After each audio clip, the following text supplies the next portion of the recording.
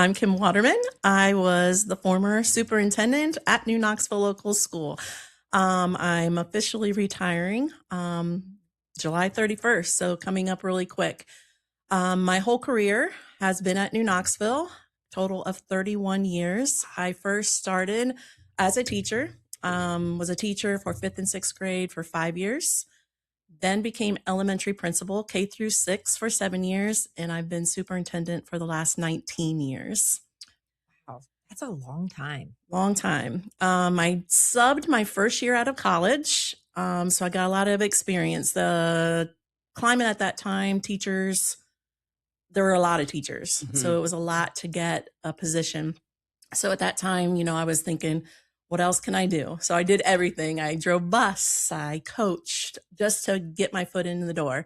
So New Knoxville took a chance on me. And like I said, was there for 31 years. Very blessed to be there. I have a family, of course, my husband, Brad, my 2 children, Melissa and Jay. They grew up at New Knoxville School right along with me. Close family all around me, which was able to support me through this whole career. Yeah. Where are you from, Kim? New Bremen. Okay. Graduated from New Bremen. New Bremen. Yep. Where did you go to college at? Wright State University. Okay. My first year I went to Toledo. Realized home was where I wanted to be. Yeah. Was able to start coaching right away at New Bremen volleyball. Junior Look at high. that. You were a junior volleyball high. coach too. Yeah. Junior high. Yep. So I stayed at home, drove back and forth to Wright State, and was able to get my. So did you do your student teaching? Like, did they have student like? Could you do that around Back in the day? Back Did in they the have day. student Did you- teaching? So they moved you around. They wanted you to get different experiences. So I did like an inner city Dayton. My actually student teaching, I guess that was more of an observation. My student teaching was at Minster. Okay. Yeah. So it was close to home then. And Yep. I think that helps too. Like I went to the Lake campus and I did my student teaching in schools in the area. And I think that kind of helps just because you make connections with those admin and other teachers in the building. So, all right. Well, we're going to get started with some questions just to get to know you as a leader. Okay. All right, Kim. So we're going to start off with the good old heavy hitter. What made you want to be an educator? Well, at first, I didn't want to be an educator. I wanted to go into physical therapy or I don't know, something like that. More I thought about it and researched and started to go, I'm like, no. What really hooked me, I think, was just like we do at New Knoxville, we have high school kids go into the classroom and help teachers. I was able to do that in New Bremen's library. That's where I graduated from. With being with kids and working with that librarian, I just fell in love, I guess, with the interactions with the kids. So that hooked me a little bit. And then Can I ask what grade level were you working with the students? Was it all grades or it was more of a high school? High school. Okay. Yeah, more high school. And then my favorite teacher of all time, Mrs. Sider Saluk, she was my Spanish teacher, and she was just amazing lady. Still in contact with her. Still my biggest supporter. And she had the love of learning as well. Even though I know a lick of Spanish. Well, that's what I was going to ask. Are you going to speak Spanish for us at the end of this? Sorry, Mrs. Sider. But no, even though I don't know any Spanish anymore, I can count to 10, I think. But she was just an amazing lady, and I just got hooked. That's awesome. I was kind of the same way. I didn't think of education. I thought every little girl wanted to be a teacher. Like that was what my perception was. So I was like, nah, I don't want to be a teacher. And I was like, no, I do. Like I wanted to scratch that itch. It's funny you say the physical therapy because that's actually what my interest was until I was in, I guess it was probably my freshman year. We were able to go over and work with our elementary students. And once I did that, I was like, no. And I also realized like, I didn't do any research ahead of time to know like how long you're in school and what that all entails. And once I started doing that kind of research, I was like a little overwhelmed. I don't want to be in school that long. And I'd rather work with students than, doing any kind of physical therapy kind of things. But I think the experiences when you're a high schooler and you can go and actually like Yeah. job shadow, I think that's an amazing experience. Can you talk about that just a little bit, what that looked like at New Knoxville? Like, do the students go and are they paired with like a career to go? And like, does everybody do that? So, kinda. If they have 2 study halls, they are required to one of those study Oh. halls, they have to, um, be a Like, student aide. Oh, And okay. gotcha. then the list is generated, it Ah, goes out to the staff, and the staff, "No, I want her. No, I want him." So it's Uh-huh. Like a draft. yes. okay. Yeah. Got it. That's Yeah, awesome. And yeah. I guess maybe, I mean, I don't know who all is going to be listening, but can you give a little overview of New Knoxville? Because it is kind of Mhm. a unique district. And I think if Yep. you were Yeah. listening without context, some of these things might be very foreign Yes. to people at other Yeah. districts. Absolutely. We are a K-12 building, approximately 410 students, approximately 65 staff. That includes bus drivers, custodial, Wow. cafeteria, probably 35 teachers. So poverty levels not very high. We're probably around 14%, I would say. Very blessed, tight community, very supportive parents, community. It's the hub of New Knoxville. Yeah. Well, there's Mhm. a phone booth in front of it. That's There what is we a always go to phone New booth. Knoxville to see the Yep. phone booth. Yep. Yep. Okay, Kim. What is a moment from your career that you wish that you could go back and experience one more time? Well, this is going to sound crazy, but COVID. Ah. Interesting. Um, Not to experience everything, the craziness Uh-huh. that we had to Mhm. go through, but I would have done things differently. Uh-huh. Looking back, you were never right in Hmm. that situation because there were so many political views on both sides Yeah. of that Right. whole thing. But I would have had graduation. I would just would Uh-huh. have you felt so much pressure from the government and from the powers that be, I guess you would say, that I would have done things differently. Yeah. Mhm. But it was almost like you were scared Uh-huh. to make the wrong decisions, even though Right. you every decision you made was not right. Again, there was people on both sides of that whole thing. But you were threatened that you weren't going to have sports if they didn't wear their mask, or you Uh-huh. couldn't do this, Mhm. that, this, that. I would have done this, that, Yeah. looking back, just Right. because we would have been able to do it. We would have Mm. just had enough time to think things through and plan things Prepare a through. little bit more. Yeah. Yeah. Well, and when I think back to COVID, I just remember us having like those superintendent and principal meetings, and that had to be like the one benefit of being with a group of Mhm, people that you can talk through some of those things. Like, how are you doing it here or mhm. here? It And you kind was. of make some of those decisions It together, like was. It was, and I think locally. we were blessed in this area that we were more doing keep going. We need to Mhm. Yeah. educate our kids, keep Be moving back in forward. person. And Mhm. yeah, what does that Yeah. look like when we come back in Yes. person and we transition? Yes. Yeah. Well, this Yep. was a question we were going to ask later, but I think that you kind of segued well into it because when we had Joe Sanfilippo here for the admin retreat, he talked a lot about how you guys are often making decisions with two not great options. Like you mentioned it yourself, you're going to make somebody mad with your decision. And I think one of the reasons we wanted to have you on here is we really want to humanize kind of what this role looks like. So, and you don't have to, go too deep into the weeds, but when you were faced with a decision where you knew you were going to make a group of people angry, regardless of which side how do you kind of work through that as a superintendent, making those big decisions? And I know that's a heavy question, so Mhm. answer it however you're comfortable. Um, You don't make the decision alone. You listen, you talk to the people that it's going to affect, because I may think I know the right answer. I may think I Mhm. know what direction we need to go, but hearing other people's input and the people that are in the weeds of whatever that decision is needing to be made, they may have better ideas. They may have better thoughts. I may disagree and have to mhm, make the tough decision, but at least it challenged my thought process and like Mhm. just made me think a little bit deeper on those decisions and try not to make a decision just like that. yeah. Like take the time to think through, especially if it doesn't require a quick decision. Right. So yeah, using the people around you, picking up the phone and calling my colleagues, like, "This is our situation. How have you handled it?" And again, I may take what they said or, Yeah. that's not gonna work for New Knoxville," kind of Right. attitude too.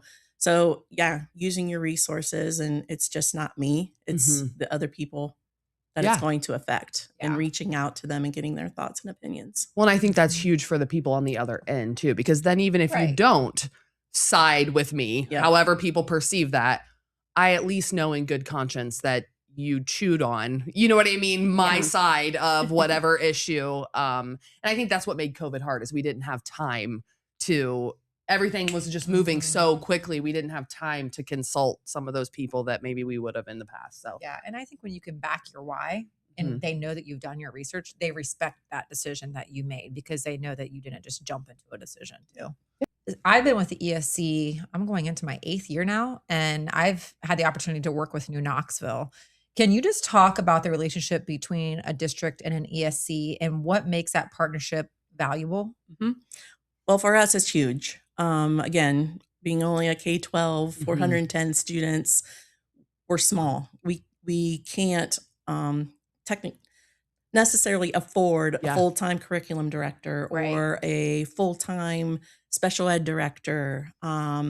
So ESCs are so valuable to us. I always tell our staff, or especially our admin, if we don't have it, reach out, Mhm. because Right. I don't expect you to be an expert into every little thing. And so we've reached out to the ESCs to be those experts. Also, we're so small, we don't have enough student special ed population, the severe or the ones that need Mhm. more than just like an SLD, a Mhm. special, that kind of student. We need units to be able to. And so we rely on ESCs to help support Yeah. us in that way too. Transportation, you name it. We reach out to the Mhm. ESCs in multiple ways to help support us in that regard. Yeah. Well, and I was just gonna say, like, we value that relationship too because we love working with your staff, and I feel like we've been in there more and Well, that's more what I was to gonna say. help We sent a support group of that. Like, teachers to New Knoxville to observe. So it's also a reciprocal relationship Absolutely. because absolutely. none of our districts are the same. Like you can't copy and paste Mhm. anybody. Mhm. However, a lot of them look very similar. Mhm. So when somebody's doing something well, to be able to send people to observe that within a district is awesome because the ladies at the ESC can say it. But when you see one of your practitioners Yeah. Mhm. actually doing it, then it lends Mhm. itself. And I understand for them. Like I want to know that it's going to 100%. work. All right, Kim. So I've been at the ESC starting on 4 years. And I think even in the last 4 years, I've watched a lot of evolving things happen at New Knoxville. So, what is an accomplishment during your time there that you're most proud of that wouldn't show up in a report card? Well, surviving this many years. No. At a single district, too, you really should be proud of Right. that. Like, that is Absolutely. huge.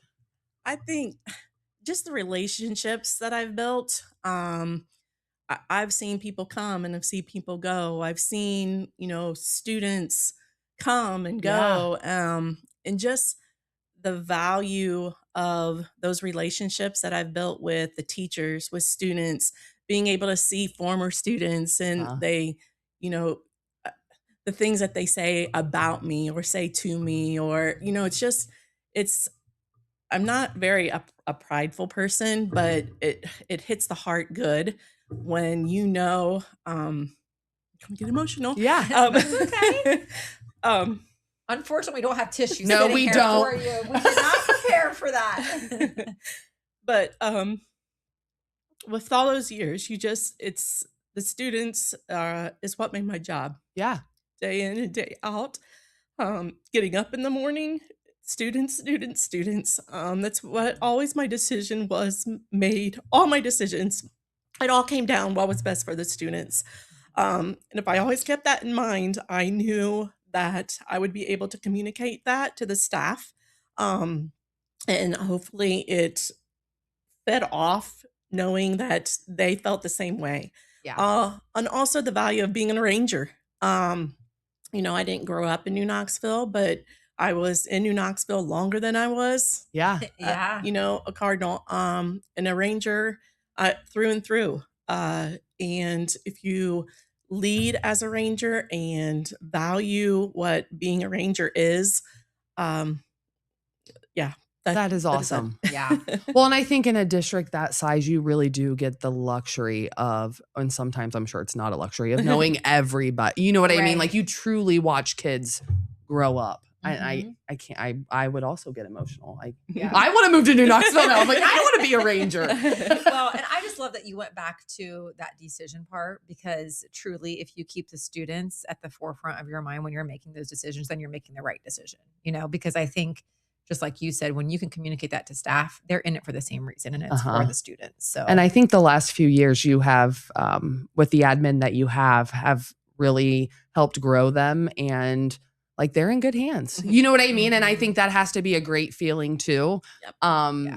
Yeah. To kind of watch them grow. And it's been cool even on our end. And I can't imagine being the mentor in that situation, what it feels Yeah. like to watch them be a ranger, you know? Yes. Okay, Kim, we have sat in superintendent meetings, and I remember one time in the superintendent meeting, they were like, okay, but what are we doing about tomorrow? And I'm like, what's tomorrow? They're calling for snow. What are we going to do? And so let's just talk about snow days. Okay. Is it exciting or is it horrifying as a superintendent? So after 19 years, okay. I know this is the one everybody's waiting I for. This know, is the question right? everyone's been waiting for. So 19 years ago, the world has changed in 19 years. We would have gone on many days in the past 19 years ago than what we do now. The superintendents, as you know, joke with me because I am usually the last one. Yes, you are. I'm I know, that's remembering why this I was like, now. the superintendent meetings are always looking at Kim like, Kim's the last one. And so when you said that, I'm like, who cares? I mean, the weathermen are wrong all the time. We'll wait until tomorrow to see what's going on. Yeah. And it happens so often. Like, they worry when you wake up in the morning, there's nothing. So why Yeah. worry until you see it? So that was my mantra, or, we're not going to worry about it. Even when in the building, you kids change when the weather, something's going on, whether it's a full moon or they know bad weather's coming. And they're already saying, Mrs. Waterman, we're going to cancel. Gotta wait to see what's going on. It's just, it's one of the things that you have to do. It's just, you wake up in the morning, you look out your door. Do I have to drive? Do I not have to drive? Snow days are easier than fog days. Oh, I bet. I could see that. Fog comes and goes. 1 minute it's there, the next minute it's not. So yeah, weather is tricky. So Yeah. And your office has always been right there in the building Mhm. with everybody, right? Do kids often comment on you canceling? Do they try to like barter with you? Oh, like yeah. They'll joke. There's been kids in the past that one of them was a senior and we did not cancel one day his senior year. But he was on a message system that I would let him know, nope, we're not going. And I mean, it was just so funny to see him. It just drove him crazy. Until this day, I'll see him at the gas station, which is the market right next to school. And I'll say, Logan, we're delaying today. I know, Mrs. Waterman. So till this day, he still, I think, is not very happy with me not having a cancellation his senior year. But it was part of my senior speech too. So there's always special things. Love that. There's always special graduation memories that, again, because we're so small and each class is so special, that I can tie some of those funny things into it. That is awesome. Yeah, they did. love that. Now it's all coming back to me that I forget what they called her. Like no call Waterman or something. Yeah, no call Waterman. Yeah. That's going to be your legacy.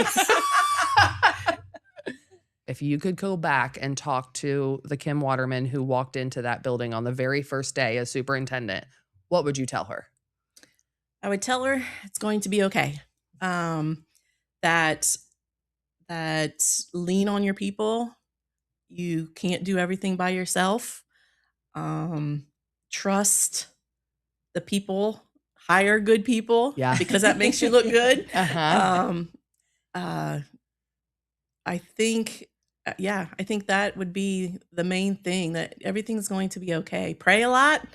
Wow. Um, Yeah. um, but all those things, again, I was blessed to be able to be part of that community, be part of the teaching staff, be part of New Knoxville before I became superintendent.